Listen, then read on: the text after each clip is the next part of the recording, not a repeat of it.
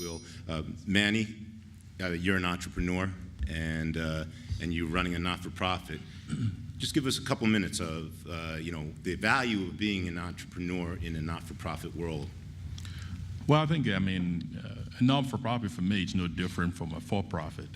I think at the end of the day, you deal in revenue and you deal in expenses. At the end, you just want to make sure the numbers balance at the end of the year, that the lights can still stay on and people can get paid.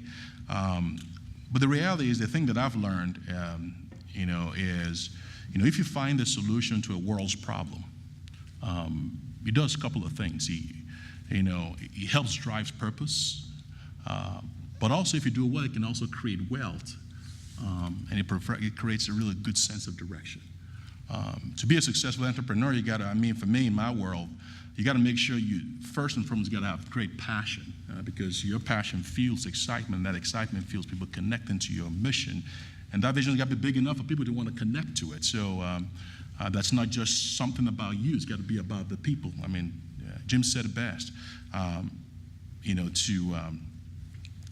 help people. Because you got to understand what your why is. We figured out what our why. We do something very simple. We provide shoes to the poor all over the world. We inspire hope by doing that. But we learned a long time ago that over 1.5 billion kids have no shoes. So somebody told me, man, you have job security. But I said to them a while ago, I said, then I think, if at the end of my career, whatever that is, that this problem doesn't get eradicated, then was I really successful? Because what good is it if people don't have shoes in the world? In my world, providing shoes saves their lives, but also provides them access to go to school. So we took that and said, let's do something that would be successful. We got to do something that nobody else does. So we created a unique concept a long time ago. How do we put a face to our problem? So whatever business you are trying to figure out creatively, how do I create a face to this problem so people can get connected to it? So a long time ago, we came up with this concept.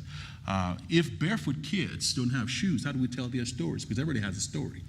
Your business has a story. So we came up with this idea, what if we can put a Division I basketball coach on national TV with no shoes? People thought we were crazy. But that led to one of the greatest movements that was sparked in 2008.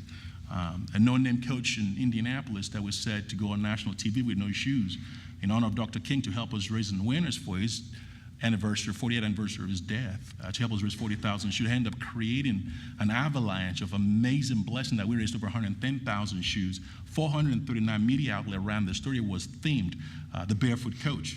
This year, they now know him as the Barefoot Coach that fell off the chair, who was at Georgia State during the March Madness. But I say that because I think we found a simple solution providing shoes to save people's lives, but now how do we galvanize people from an entrepreneur spirit? Arthur talked about him sitting next to Scott on the plane. I was flying from Curitiba in Brazil to Sao Paulo, and I sat next to this gentleman that actually had this laptop. And on that laptop, I saw him. I was dressed in my regular sportswear. Like I always like to travel comfortable. And I saw him working on this model. I used to be in the software space where we raised a lot of money to be able to take products to market. And as I was looking at this guy bang on this software, on this machine, his laptop, and I said, man, that's a pretty interesting model you got working on. He looked at me. First and foremost, I said, this guy's a jock. He's a basketball player. What does he know about models? I said, well, I've played with one or two in my past.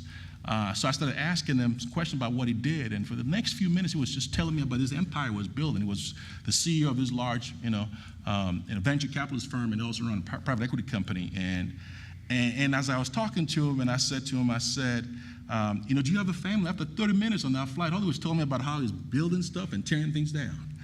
And I said, Guilherme, do you have a family? He said, yes, I have a family. And I said, if money wasn't an issue, Guilherme, how would you change the world? And Guilherme stopped and said, what do you mean, how would I change the world? I said, because all I've heard from you is how the empire you've been building, how you truly making a difference, to leave a footprint in the hearts of people that the next generation will actually realize that you were here. And he shut his computer down, and we started talking.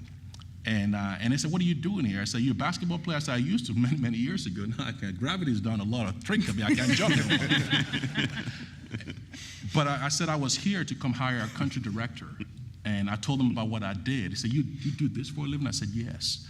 I told him about our vision and what we've accomplished. And I said, I'm actually here to come investigate and find out a unique way if there's a company that's actually doing some type of social enterprise in which they can manufacture shoes and give one away.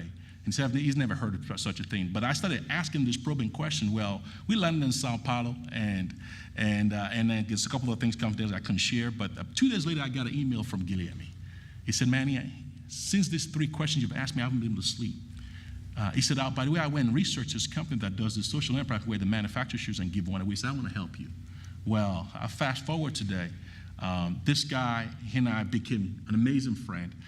We're launching a shoe company in Brazil in the next, actually sometime this year, where to sustain the work that we're doing in Brazil, that for every pair of shoes that shoe sells, we're going to give one away and provide funds to distribute it.